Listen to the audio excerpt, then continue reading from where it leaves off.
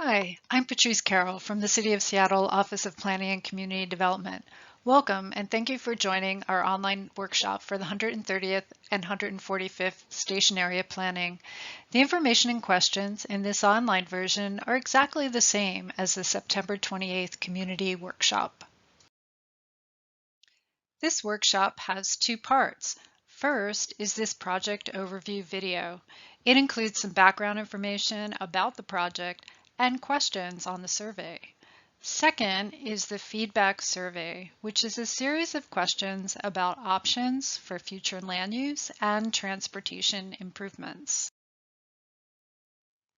We've launched this online workshop to get your feedback on where land use change could happen and which walking, biking, and transit improvements are most important to you, but we also want you to dream a little about the future of this area.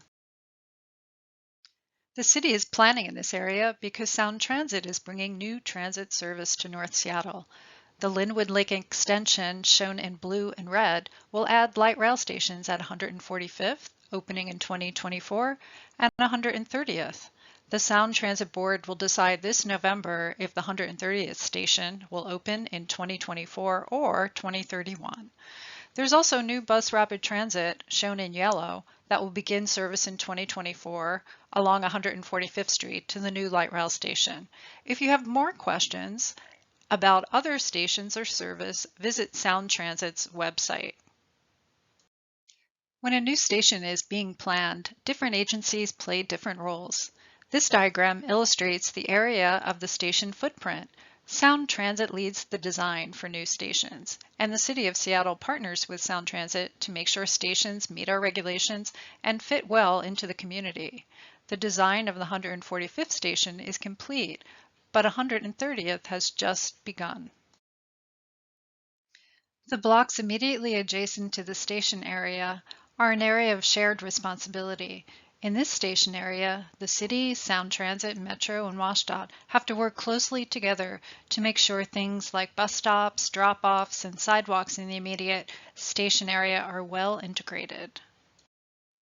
The City of Seattle leads station area planning. This is a much larger area, generally within a half a mile or a 10-minute walk of the new light rail station. Station area planning considers options for future development and infrastructure investments that make it easy and safe to get to the station. For this project, planning is focused on two areas. The station area is the smaller circular area, shown in gray. Generally, it's a half mile from the station. The larger area, shown in yellow, is the study area. It's about a mile from the station. It's important to look at this larger area to plan for bikes or bus routes to the station. Our planning project has two phases. Phase 1 visioning is underway this year. We've worked with the community to gather lots of background information and consider options for the future. Phase 2 is still uncertain. Sound Transit's decision about 130th is expected late this year. That decision will have a big influence on Phase 2. This isn't the first time we've talked about this station area and what the future might look like.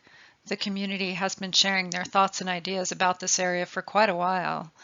Conversations about ST2 and ST3, Seattle 2035, HALA, have all touched on this area, and the community has convened neighbors to talk about the station and what they'd like to see there in the future. We're learning from and building on all previous efforts. Over the past year, we've sought additional input.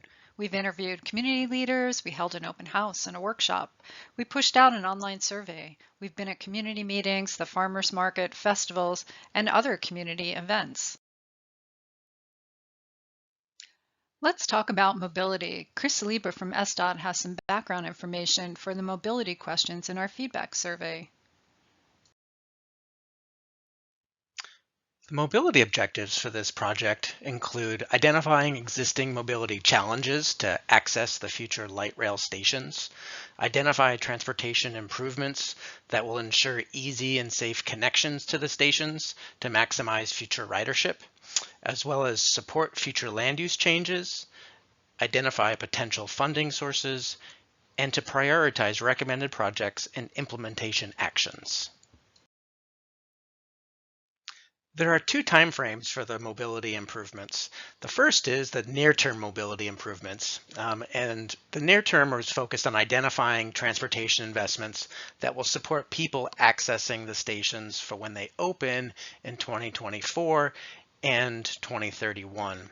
The second is the more longer-term mobility improvements. So we also need to consider how transportation investments will support the land use changes in the future.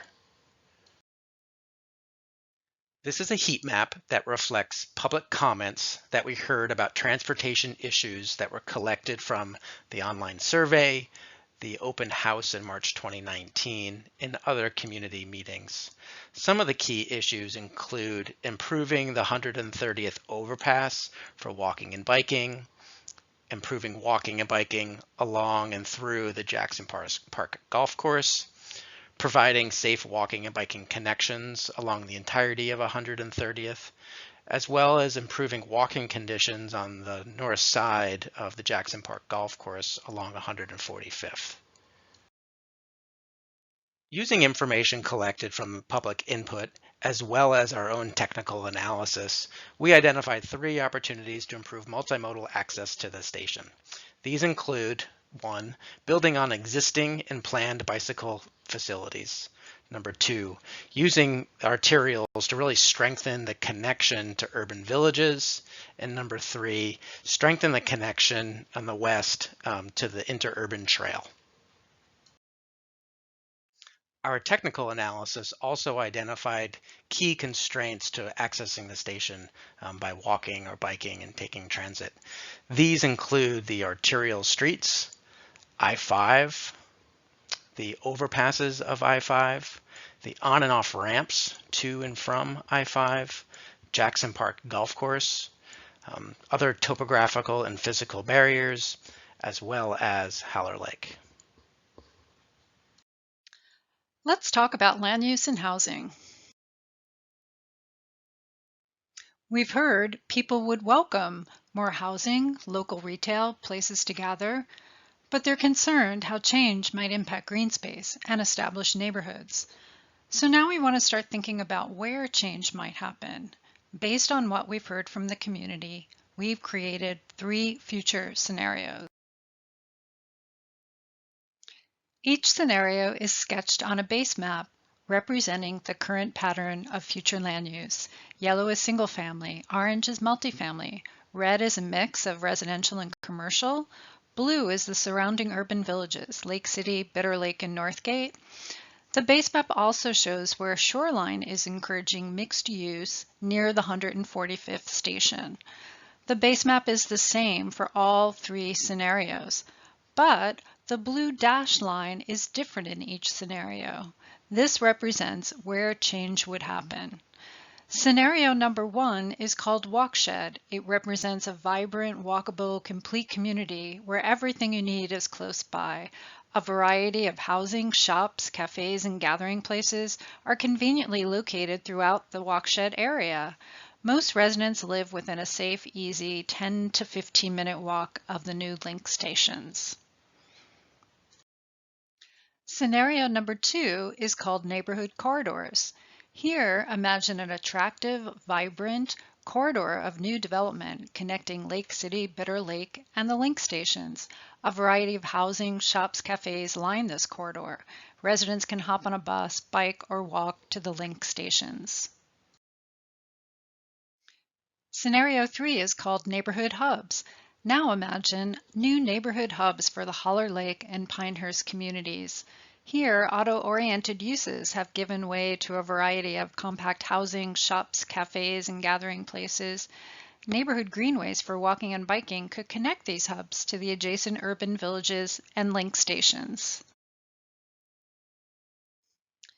You're almost ready for the next part of our online workshop, the feedback survey. But before you go, here's a quick rundown of what happens next. If you give us your email, we'll continue to keep you informed about what's happening. In November, the Sound Transit Board will decide when to build and open the 130th Street Station, 2024 or 2031. We'll publish a workshop report with the feedback from the September 28th workshop and this online workshop. We'll use your feedback to develop a draft vision statement and a schedule for phase 2. We'll host an open house in December or January to check back in with you about all of the above.